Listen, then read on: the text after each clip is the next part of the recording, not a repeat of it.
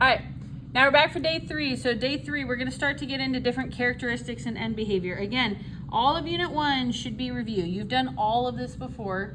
And so we're gonna kind of make sure we're working through it at a good pace. So for number 1, you're given this graph. All right, so this is an example of like a piecewise function.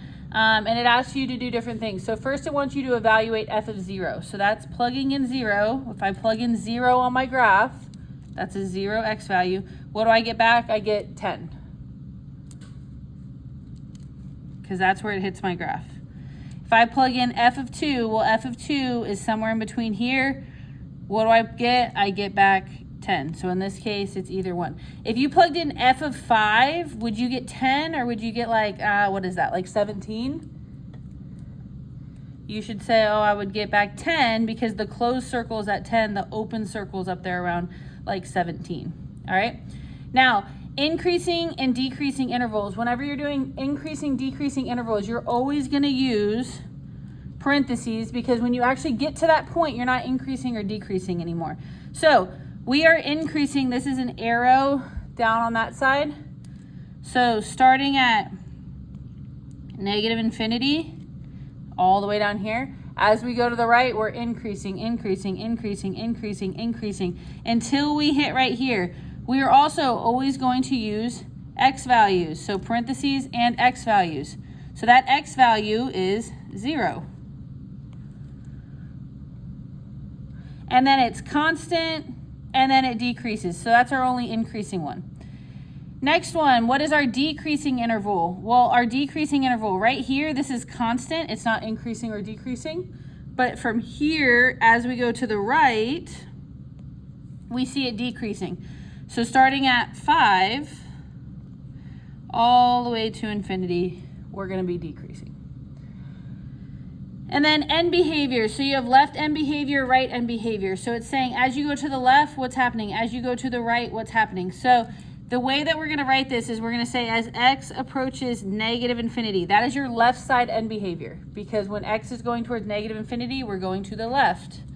So as x approaches negative infinity, what's happening to y? Well, as we go to the left, we're going down, down, down, down, down. So y is also approaching negative infinity. As we go to the right, well, that's as x approaches infinity. What's your y doing? So as we go to the right of this graph, we only care about the ends, not what happens in the middle. Y is, again, going down. All right? So that would be your end behavior for that one.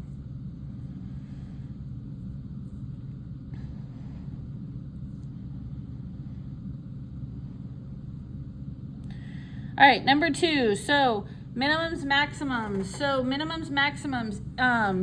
Obviously, maximum, what is the highest that your graph ever gets to? So in this case, it's going to be the point 1, 1.5. Sometimes it'll ask for the value. So if it asks for the value, that's the y value. Sometimes it'll ask for the x value. It just depends what it's asking for. But we're going to put it as a point. Our minimum, that's the lowest it gets to, which is right here. That's negative 1, negative 1.5.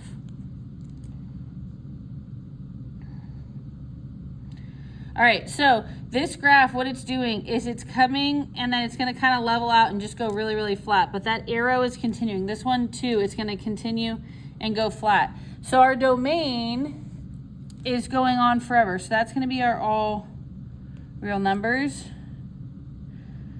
But your range, the lowest that it ever gets to is that minimum value. All right, the highest it ever gets to is this maximum value because it levels out through the middle. If this was going like straight up like that, then that would be different. But because it's leveling out, we're going to say that the lowest it ever gets to is negative 1.5. The highest it ever gets to is 1.5.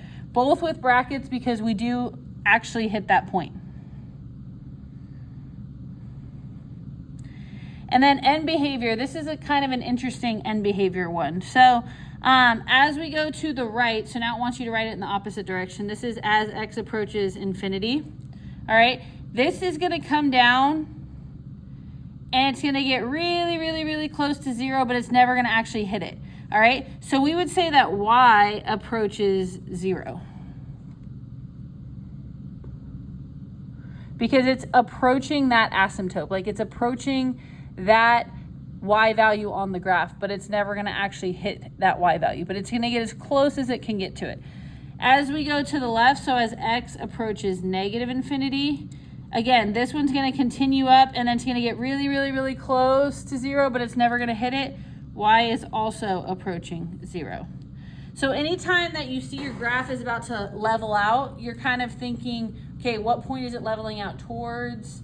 Especially when you're looking at end behavior things. Okay, last one. Increasing, decreasing, domain, range, end behavior. All right, so these are all the big ones. So increasing interval, again, you're reading left to right. Well, as I read this first part, this graph is going down. That is a decreasing part.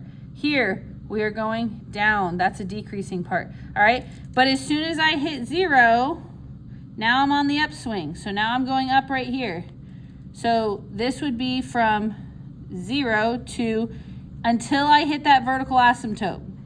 So when I hit that vertical asymptote, I'm at 2.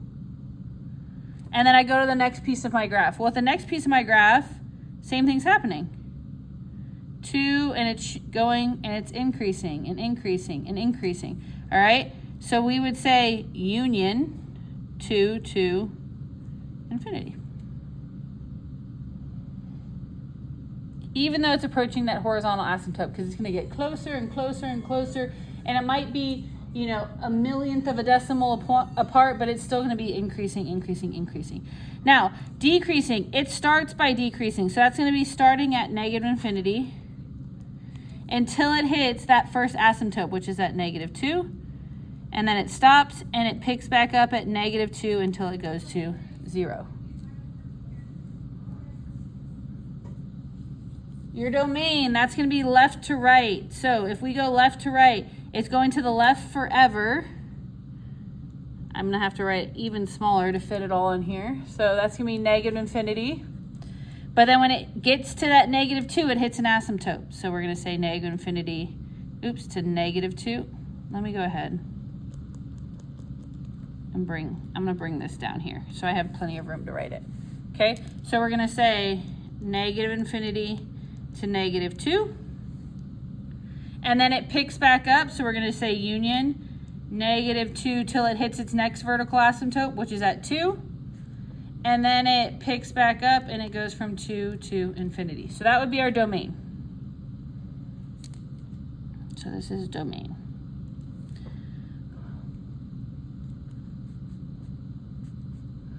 Our range, you need to look. Okay, how low is it going? So for your range, it's going down and down and down forever. So that's negative infinity until it hits that first horizontal asymptote, which is at negative 2. In this case, it does not pick right back up at negative 2. All right? It does not pick back up until you're at the y value 0.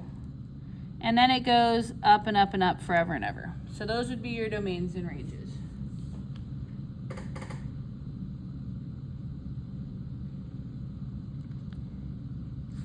All right, and then end behavior. When you look at end behavior and you see a graph like this, some of us confuse ourselves. End behavior, I only care what is happening right here on the very, very ends of this graph.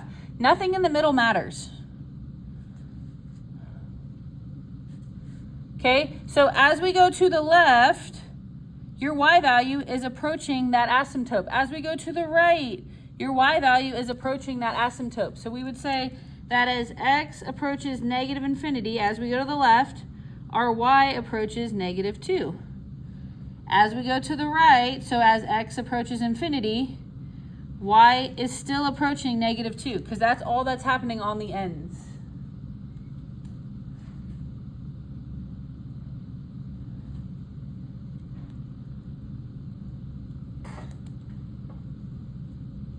All right, so that's all for day 3.